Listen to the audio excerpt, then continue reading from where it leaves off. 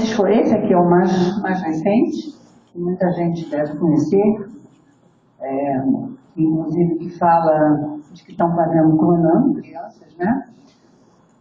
E os outros têm o dinocraspedon, que é famoso aqui no Brasil, o genocidaculo, muitos são contestados, outros não, mas na verdade são os primeiros que começam a divulgar e a falar mais sobre o fenômeno. O seguinte, aqui no Brasil nós tivemos o projeto Rama, que ontem já falaram sobre ele, consiste o Carlos, que depois virou Verônica, e o Carlos foi uma das pessoas que eu pesquisei no meu grupo, que é quando eu mostrar, quando eu celebrar os 24 sujeitos, o Carlos foi um deles, tá?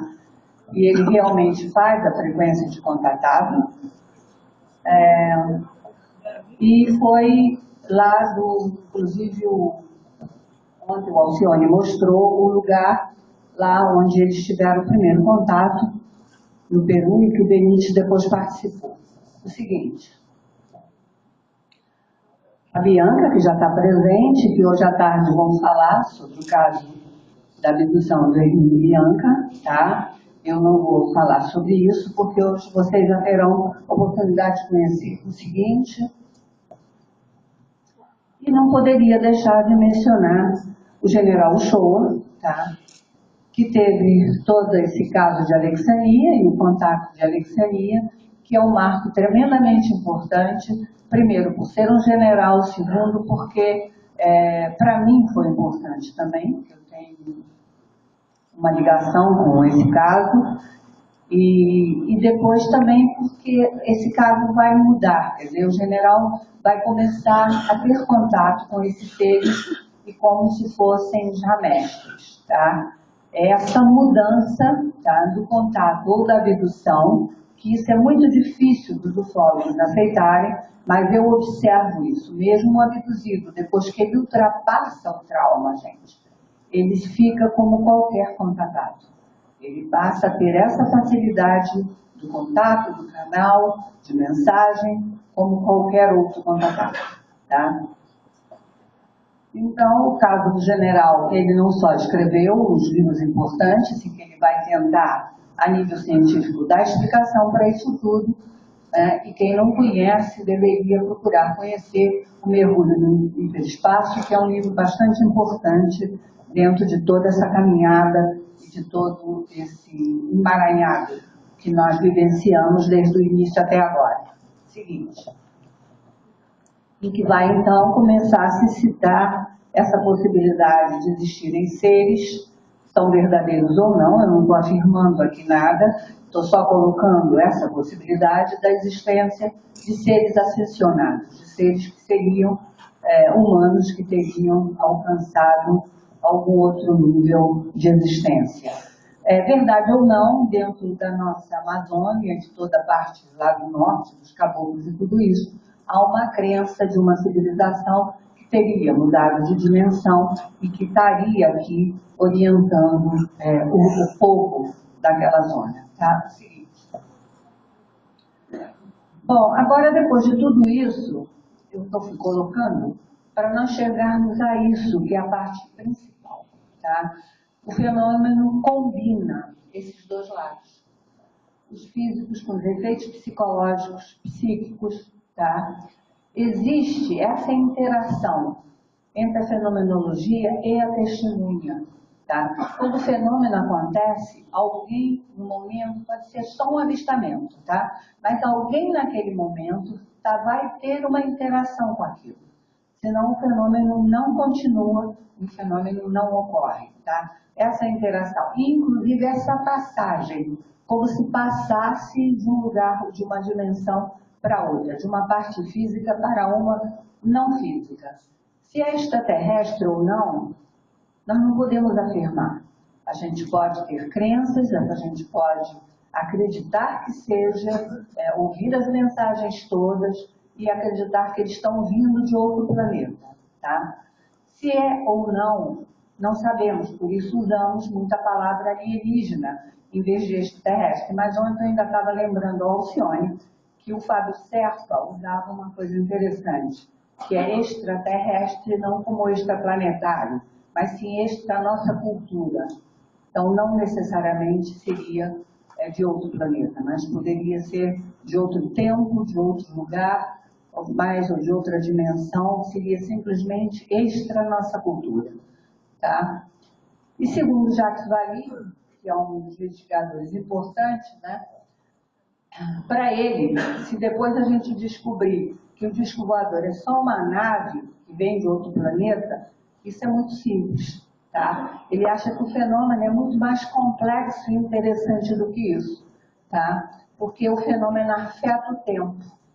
Então ele pode vir de qualquer outro lugar, tá? Porque ele tem toda essa variação, inclusive tem essas naves que mudam de forma, que não são tripuladas, tá? E, então é muito difícil se pensar apenas num objeto físico com ETzinho lá dentro físico e que não, aquilo não modifica. Entendeu? Inclusive eu, quando vi várias vezes no Rio, eu vi esta mudança. Essa mudança de como passasse de uma, se materializasse aqui e desmaterializasse para um outro lugar. Quer dizer, há essa passagem do físico para o não físico. Tá? O seguinte, o mais importante disso tudo é que, na verdade, o fenômeno nos faz questionar o que é a nossa realidade. Né? Que realidade é essa que a gente consta, pensa que é física? Será ela só física? Né? Não é só física, e por isso ele nos faz esse questionamento. Seguinte.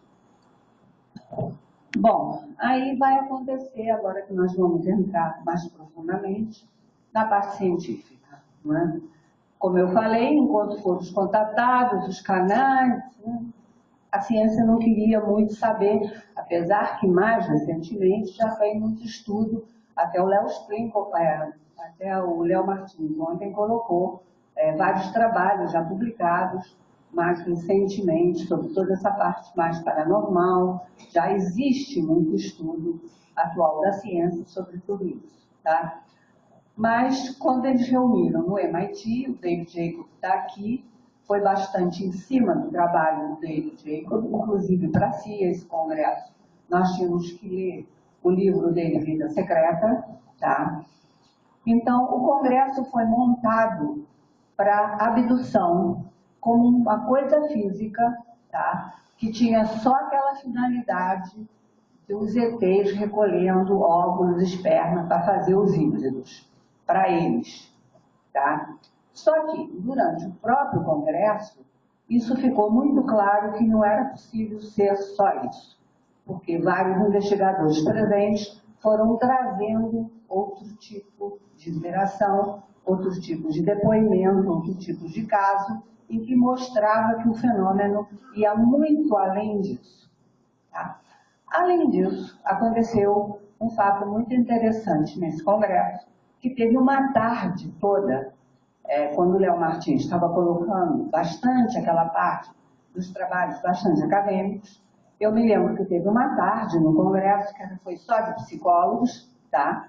Em que os psicólogos apresentaram vários trabalhos sobre personalidade e coisas dos abduzidos. Mas eram trabalhos que eu me lembro que eu fiquei olhando aquilo, e a uma certa altura eu estava cansada, eu disse, eles fizeram muito trabalho rigorosamente científico de nada, porque isso está tudo muito longe do que é o fenômeno. Quando acabou aquela apresentação, o Dr. David se levanta e diz o seguinte, eu reuni vocês aqui para nós darmos um passo além, tá? Se formos ficar dentro do que foi apresentado hoje à tarde, eu encerro o congresso aqui hoje. Tá? Nós estamos aqui para pensar. E para abrir a mente, tentar entender o que está ocorrendo com uma mente aberta. Tá? Então, eu acho que isso é que é o importante dentro de toda essa pesquisa. É manter o rigor, mas com a mente aberta. Tá? Seguinte. Mais um. Isso, na verdade, é uma síntesezinha só do que no MIT é considerado abdução. Se não tiver essas características, é contato. ou é outro tipo de vivência, mas não é abdução. Para ser abdução, você tem que ser levado contra a vontade para um lugar não conhecido, tá? Pode ser, o lugar até pode ser terrestre, quando você vai. O ser tem um aspecto não humano, o lugar é fechado, a aparência é não terrestre, apesar de não se sabe onde é, que a pessoa geralmente acha que é uma aeronave, mas ela, na maioria das vezes, eu já coloquei isso muitas vezes, tá? O abduzido raramente vê a nave, ele vê luz, tá? Depois é que tem a sensação desse interior de nave, tá? A pessoa tem que passar por exame, tá? E isso vai ser recuperado, uma parte é consciente, a outra não é consciente, tá? Então, a parte consciente, mesmo a que é recuperada na hipnose, é uma ponta de iceberg, gente. O que realmente ocorre, ninguém sabe, tá?